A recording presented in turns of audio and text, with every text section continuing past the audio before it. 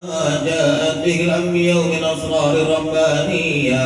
Dan aku syukurkan akan Allah Ta'ala kan bahwa sudah mengasihi atas kami dengan percaya dengan barang yang didatangkan oleh sekalian nabi-nabi dan wali-wali daripada beberapa rahasia Tuhan Rabbani, wa wafaqana limutaba'ati sunnatihimul bahiyyatis saniyah, yang sudah menolong oleh Allah Ta'ala akan kami bagi mengikuti akan jalan mereka itu yang bagus lagi mulia. Wa usalli wa sallimu ala man sajada lahul malak wa huwa fi zahri abi suri. Aku mohonkan akan Allah Ta'ala supaya mengasih rahmat dan sejahtera atas penghulu kita Nabi Muhammad sallallahu alaihi wasallam yang sujud di baginya oleh sekalian malaikat, padahal dia pada ketika lagi terkandung dalam tulang belakang ayahandanya yang menyerupai Nabi Adam alaihi salam, wa ala alihi wa sahbihi wa tabi'in min nuri, dan atas segala dan atas keluarganya dan sahabatnya dan sekalian yang mengikuti akan jalan mereka itu. Ba'du, kemudian daripada itu maka berkatalah Syekhul Siddiqul Madini Khalifatul Syekh Syamad radhiyallahu an,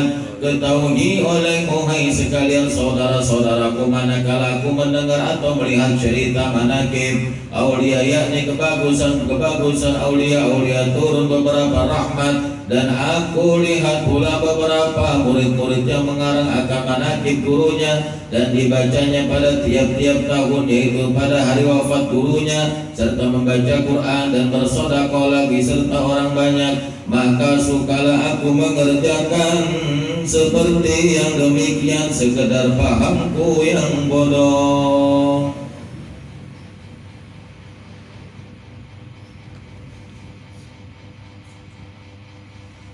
Serta kuhimpunkan setengah keramat guruku Sayyidi Syekh Muhammad Samad radhiyallahu an al-jami'i baina syari'ati wa tariqah, yaitu kutub negeri Madinatul Rasul. Pada masa itu lagi pula penunggu pintu kubur Rasulullah sallallahu alaihi wasallam. Maka barang siapa hendak ziarah kubur Rasulullah sallallahu alaihi wasallam tiada minta izin kepadanya, maka adalah ziarahnya itu sia-sia. Sekalipun tauhidnya sah, maka adalah tabiatnya Tuan Syekh Muhammad Samad radhiyallahu an itu kasih sayang kepada sekalian orang yang menuntut ilmu dan pada sekalian orang yang fakir miskin, lagi suka berkhidmat kepada orang alim dan orang yang menjalani jalan thariqah dan hakikah, dan kepada aulia Allah Ta'ala dari kecilnya sampai beserta sampai besarnya hingga sampai ia kepada maqam mursyid. Itulah pekerjaannya dan kasih kepada Tuhannya dan benci kepada yang dimurkainya, dan melazimkan musyahadah dan muraqabah pada tiap-tiap waktu dan ibadah, dan meninggalkan adatnya yang jahat dan melawan ia akan hawa nafsunya sekalipun daripada yang halal, dan tiada tidur daripada malam hari melainkan sedikit jua, yakni apabila ditaruh kepalanya di atas bantal maka ia keluh kesah seperti orang yang sakit, dan apabila waktu sahur maka bangunlah ia daripada tidurnya, lalu ia beribadah di waktu itu hingga waktu subuh, lalu ia bersembahyang subuh, kemudian daripada itu membaca ratib hingga terbit matahari, lalu ia sembahyang sunatul syurah. Apabila sampai seperempat hari maka bangkit sembahyang sunat duha, dan membanyakkan ia akan puasa sunnah karena riyadhah, yakni supaya biasa, maka kerjaannya semua itu di masa belum baliknya. Masya Allah, ini seorang waliullah yang bernama Syekh Syahri Muhammad Saman yang manakibnya saat ini kita baca ya. Jadi manakib itu artinya riwayat, cerita ya, dari kehidupan seorang waliullah yang bernama Syekh Syahri Muhammad Saman radhiyallahu anhu. Ya. Maka tadi saya katakan dengan kita membaca manakib seperti ini, walaupun kita mendengarkan maka akan diturunkan rahmat kasih sayang Allah Subhanahu wa taala. Ya. Dan ini luar biasa cerita manakib ini ya, dari seorang wali yang mendapatkan karomah dari Allah Subhanahu wa taala. Jadi ada beberapa orang yang makhluk ciptaan Allah yang memang mendapatkan kemuliaan daripada Allah Subhanahu wa taala. Kalau yang terjadi pada para wali Allah sallallahu alaihi wasallam, para wali-walinya Allah Subhanahu wa taala ini seperti manaqib yang kita baca Syekh Syahri Muhammad Saman ini, Allah berikan adalah karamah. Kemudian ada juga Allah Subhanahu wa taala berikan mukjizat itu kepada para nabi. Ada juga Allah berikan kemuliaan itu kepada para rasul, adalah irhas. Nah, kemudian ada juga bagi orang-orang yang mendawamkan, perbanyak membaca sholawat kepada Rasulullah SAW, Allah akan berikan ma'unah. Ini kemuliaan-kemuliaan yang Allah berikan kepada hamba-hambanya, yang bila mana hamba-hamba tersebut ingin menjadikan dirinya ditaqarrab ila Allah, mendekatkan dirinya kepada Allah Subhanahu wa taala, sebagaimana yang dikisahkan dan diceritakan di dalam ini manaqib adalah Syekh Muhammad Saman radhiyallahu anhu. Kita tidak bisa bayangkan, belum akil balik, kalau mau tidur malah dipercikan air matanya biar kagak bisa tidur, itu belum akil balik. Kalau kita bagaimana kalau kita? Nah, iya, ini wali yang punya pangkat kewalian mendapatkan karomah dari Allah, lain sama kita.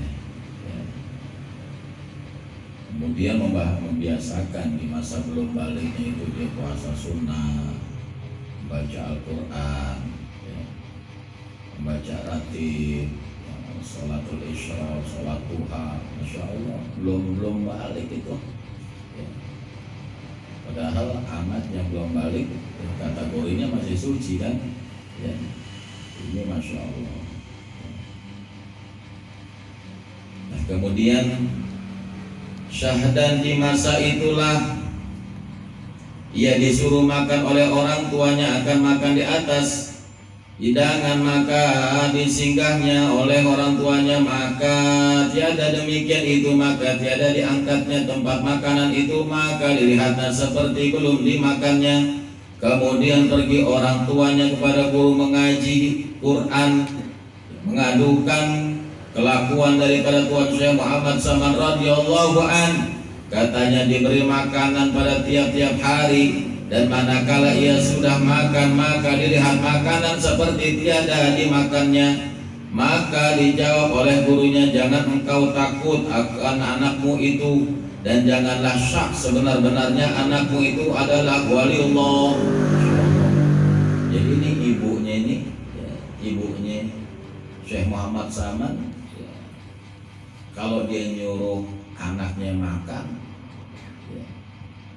itu menurut Syekh Muhammad Saman sudah dimakan, tapi penglihatan ibunya belum dimakan. Sampai si ibu ngadu sama gurunya nih, sama guru ngajinya, diceritain nih tentang hal anaknya seperti itu. Kalau disuruh makan katanya udah dimakan, padahal dilihat pandangan mata si ibu ini belum dimakan. Akhirnya rupa-rupanya gurunya wali juga, karena yang tahu sifat kewalian itu adalah wali juga.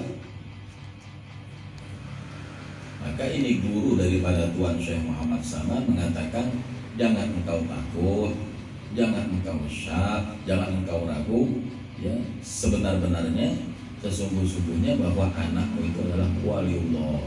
Masya Allah, mendapatkan karomah daripada Allah Subhanahu wa ta'ala.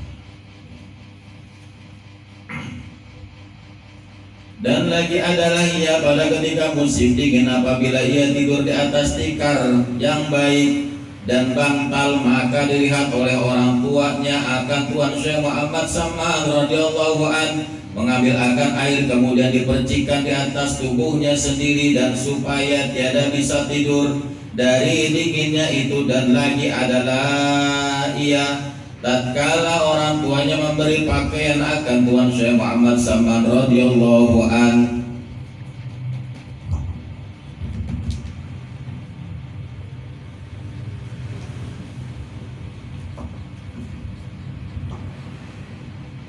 Tentang kain putih yang halus lagi tersulam dengan benang emas, ketika belum baliknya maka dicarinya benang emas itu lalu dibuangnya, katanya, hai ayahanda, dan yang demikian itu ditegah oleh hukum syarat, ya dari ridha Allah subhanahu wa ta'ala. Dan lagi adalah halnya di dalam zikrullah siang dan malam, suka uzlah yakni jauh daripada manusia dan masuk khalwah, dan melazimkan ziarah ke baki, dan pada waktu petang ziarah ke makam segala istri Nabi kita Muhammad sallallahu alaihi wasallam dan makam sekalian sahabat-sahabat, lalu zikrullah dan membaca Quran pada tempat-tempat itu. Dan adalah bidayahnya yakni permulaan menjalin jalan thariqah, maka memakai pakaian yang bagus, kemudian maka datang kepadanya Tuan Syekh Abdul Qadir Jailani qaddasallahu sirrah membawa baju jubah putih pada dalam khalwah, maka dipakaikan akan Tuan Syekh Muhammad Saman radhiyallahu an dari pakaian yang lazim, maka adalah ia menamakan dirinya fil ardil khumur, yakni menutupi ilmunya dengan menjahilkan jahilannya, serta suka ia akan bersuci, maka datang perintah daripada Hadratul Rasul menyuruh ia menjahilkan ilmunya di dalam negeri Madinatul Rasul, seperti kezohiran matahari ketika naik setengah daripada tengah-tengah. Kemudian datanglah beberapa orang dari pihak negeri lain ke Madinatul Rasul sebab mendengar pengkhabaran itu, lalu mereka itu mengambil thariqah kepada Tuan Syekh Muhammad Saman radhiyallahu an, dan dapat beberapa hidayah orang yang dapat beberapa negeri yang berkirim emas dan perak akan daripadanya, daripada raja-raja dan orang-orang kaya. Manakala datang kiriman itu, maka lantas diberikannya kepada fakir miskin dan tiada ditinggalkannya pada tangannya hingga habis. Maka katanya Tuan Syekh Muhammad Saman radhiyallahu an kepada murid-muridnya, jangan kamu sekalian mungkir kepada ahli Madinah yang sudah mungkir kepadaku, maka di waktu ini dari sebab sangat dohirku di dalam negeri Madinah tiada seorang daripada zaman sekarang yang dohir seperti kedohiranku daripada ahli wilayah dan irfan. Jikalau keluar aku dari negeri Madinatul Rasul, niscaya banyak ahli Madinah yang susah, dan setengah daripada wasiat Tuan Syekh Muhammad Saman radhiyallahu an, barang siapa membaca Allahumma gfir li ummati Sayyidina Muhammad, Allahumma arham ummata Sayyidina Muhammad, Allahumma ajdur ummata Sayyidina Muhammad, Allahumma ajbur ummata Sayyidina Muhammad 4 kali berturut-turut. Kemudian daripada sembahyang subuh, niscaya ia adalah orang itu masuk jumlah kutub. Lagi katanya Tuan Syekh Muhammad Saman radhiyallahu an, tiada naik martabatku melainkan sebab aku melazimkan membaca doa ini pada tiap-tiap sholat subuh 4 kali berturut-turut. Masya Allah ya. Ini mohon maaf kalau jamaah kita ini yang suka sholat subuh mungkin sering kali ya saya membawa doa ini ya, atau Ustaz Hasan Basri juga suka bawa doa ini ya. Artinya ini yang saya dapat ya, dari guru-guru, karena kalau kita ngerti akan makna daripada doa di dalam kalimat-kalimat yang kita baca, Allahumma gfir li ummati Sayyidina Muhammad, ya Allah berilah ampunan bagi umat baginda Nabi Muhammad sallallahu alaihi wasallam. Allahumma arham ummata Sayyidina Muhammad, ya Allah sayangilah umat baginda Nabi Muhammad sallallahu alaihi wasallam. Allahumma astur ummat Sayyidina Muhammad. Ya Allah, sempurnakanlah kelalaian atau kekurangan umat Nabi Muhammad sallallahu alaihi wasallam. Allahumma zur ummat Sayyidina Muhammad. Ya Allah, perbaikilah umat Nabi Muhammad sallallahu alaihi wasallam. Jadi ini amalan yang dibaca oleh Syekh Muhammad Saman yang bisa menyampaikan dan bisa menaikkan derajatnya lebih tinggi ya, kepada Allah Subhanahu wa Ta'ala ya. Makanya bagi kita yang bisa melaksanakan sholat subuh berjamaah ya, terus kita bisa baca ini doa ya, Allah angkat derajat kita ya, bukan saja di dunia tapi sampai di dalam akhirat pun diangkat derajat kita oleh Allah Subhanahu wa Ta'ala ya. Dan juga di dalam fadilah keutamaan yang lain, Allah akan mudahkan segala urusan-urusan kita ya. Dan terlebih-lebih Allah masukkan kita golongan sebagaimana golongan ya, para wali-walinya Allah Subhanahu wa Ta'ala yang mendapatkan karamah dari Allah Subhanahu wa Ta'ala yang dikatakan wali kutub ya. Nah, ini keistimewaan ya. Maka baca ini doa ya. Di amalannya setiap subuh ya, 4 kali itu kita baca Allahumma gfir li ummati Sayyidina Muhammad, Allahumma arham ummat Sayyidina Muhammad, Allahumma astur ummat Sayyidina Muhammad, Allahumma astur ummat Sayyidina Muhammad ya. Kita baca. Ada satu kisah ya. Satu kisah di zaman Rasulullah sallallahu alaihi wasallam, seorang sahabat yang bernama Sya'ban. Ini sahabat Rasulullah yang bernama Sya'ban, rumahnya paling jauh dari sekian banyak sahabat Rasulullah SAW, paling jauh ya. Saking jauhnya itu Sya'ban kalau mau sholat 5 waktu di Masjid Nabawi bersama Rasulullah SAW, dia harus menempuh jarak tempuh dengan jalan kaki itu 3 jam. 3 jam. Ini Sya'ban ketika dia mau melaksanakan sholat 5 waktu, sholat di Madinah di Masjid Nabawi bersama Rasulullah, harus jalan dari rumahnya ke Madinah itu 3 jam.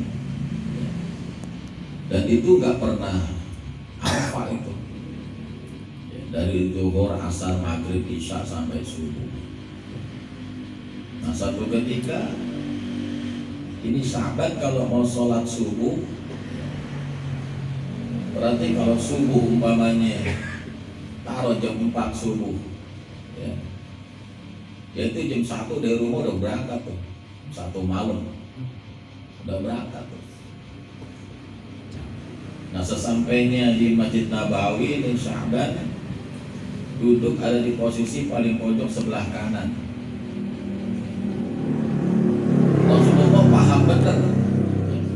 Rasulullah paham benar tuh kenapa si Sya'ban ini ngambil posisi paling pojok sebelah kanan ya. Dia nggak mau kalau dia ngambil waktu iktikafnya, dia melakukan sholat sunnahnya ada di posisi tengah daripada Masjid Nabawi ya, dikhawatirkan takut banyak jamaah yang lalu lalang dan itu akan merusak dan mempengaruhi kekhusyuannya. Makanya dia ambil pojok paling kanan. Itu setiap Sya'ban sholat subuh posisinya di situ terus sampai satu ketika ya, dilihat sama Rasulullah SAW, Sya'ban tidak nampak, nggak kelihatan nama Rasulullah. Satu hari nggak kelihatan sholat subuh, Besoknya begitu belum kelihatan juga 3 kali, sampai Rasulullah akhirnya menanyakan kepada para sahabat yang lain, aina Sa'ban? Ya. Kemana Sa'ban? Adakah yang melihat Sa'ban? Ya. Sahabat yang lain mengatakan, aku nggak melihat ya Rasul. Ya. Sampai Rasulullah Shallallahu Alaihi Wasallam bertanya kepada para sahabat yang lain, adakah yang tahu rumah Sa'ban? Ya. Akhirnya salah satu seorang sahabat ada yang mengatakan, saya tahu rumah Sa'ban ya Rasul. Ya. Maka setelah selesai daripada sholat subuh, Rasulullah dan para sahabat ini mengunjungi rumah Sa'ban. Dan di situ Rasulullah pun baru merasakan bahwa jarak tempuhnya dari Masjid Nabawi ke rumah Sa'ban itu memang 3 jam dengan berjalan kaki.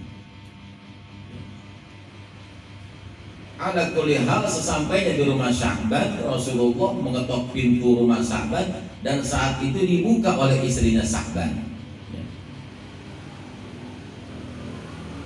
Kemudian Rasulullah bertanya, ya, kalau bahasa kita, apakah benar di rumah Sa'ban? Kata istrinya, na'am ya Rasul, ini memang rumah Sa'ban. Aina Sa'ban? Mana Sa'ban? Sudah 3 hari tidak nampak di Masjid Nabawi, tidak sholat subuh bersamaku. Saat ditanya seperti itu, istrinya Sa'ban langsung mengucurkan dan mengeluarkan air mata, ya, bahwa 3 hari yang lalu itu Sa'ban telah meninggal dunia dan dipanggil oleh Allah Subhanahu wa Ta'ala.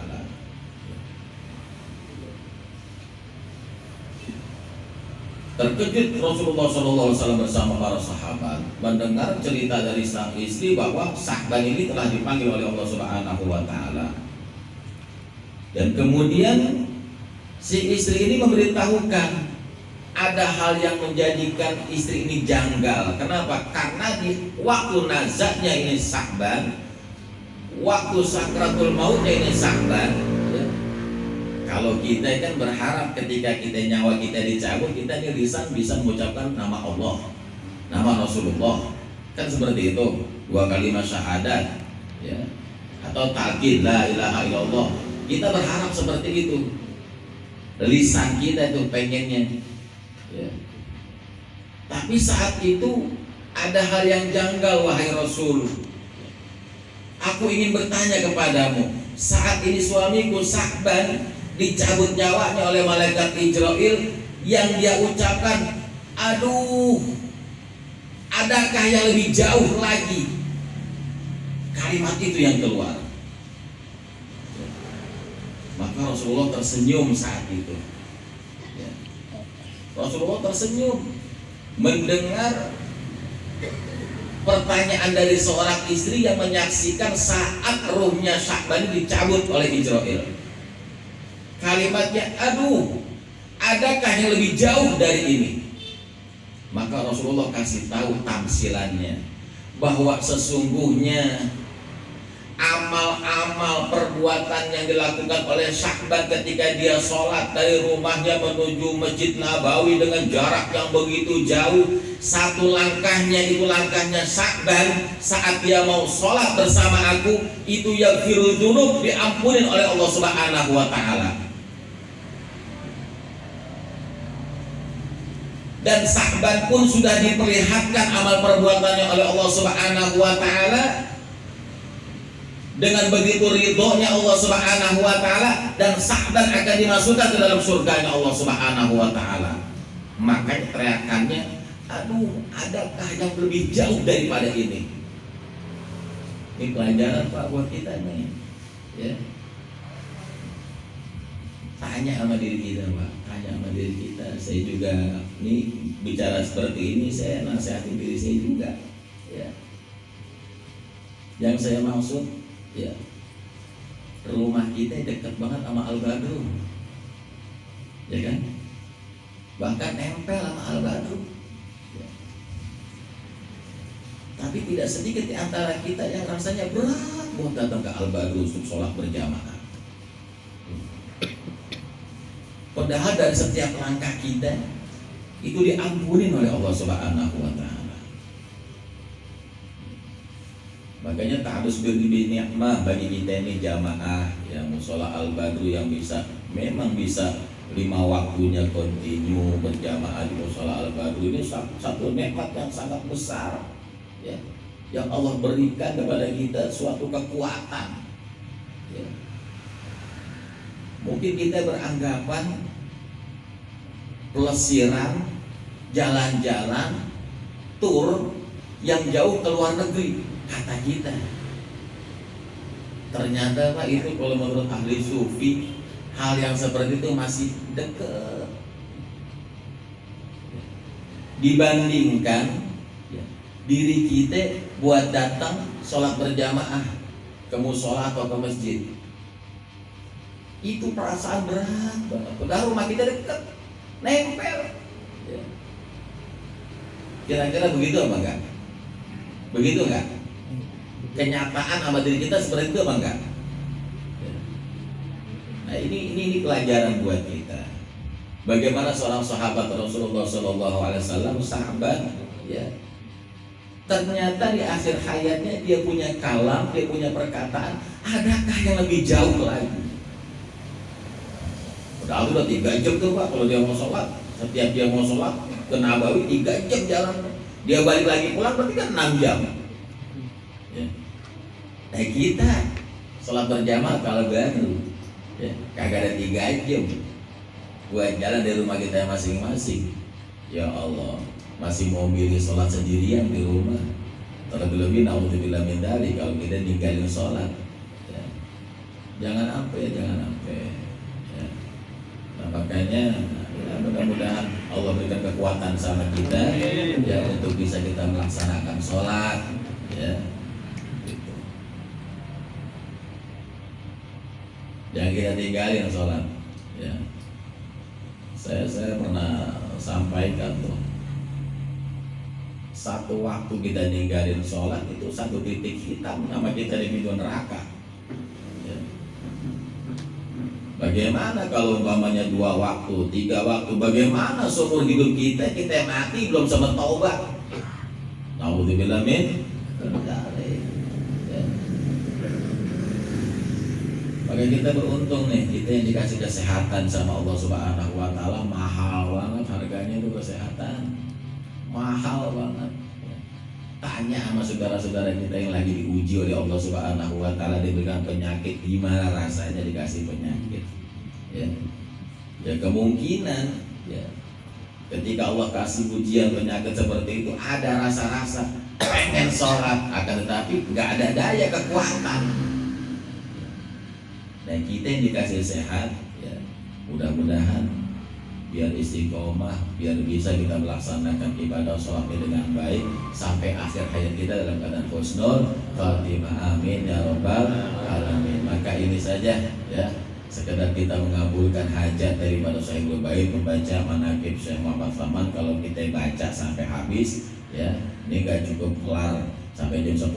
Apalagi biasanya ya kalau saya diminta untuk membaca manaqib ini ya sedikit-sedikit kita jelasin ya, jadi nggak baca ya.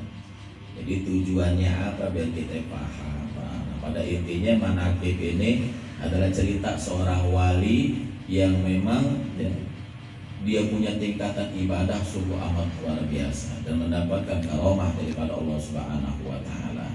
Maka di akhir daripada kalamnya ya, Syekh Muhammad Saman ini, Dzikrul Auliya Tanzilur Rahmah ya, disebut nama aulia yang mendapatkan karomah dari Allah Subhanahu wa Ta'ala ya, itu akan mendatangkan keberkahan buat kita yang membaca dan yang mendengarkannya. Insya Allah. Al-Fatihah. Bismillahirrahmanirrahim. Alhamdulillahirabbil alamin arrahmanir rahim maliki yaumiddin. Iyyaka na'budu wa iyyaka nasta'in. Ihdinas siratal mustaqim. Siratal ladzina an'amta 'alaihim ghairil maghdubi 'alaihim waladdallin. Amin. Astaghfirullahaladzim. Astaghfirullahaladzim.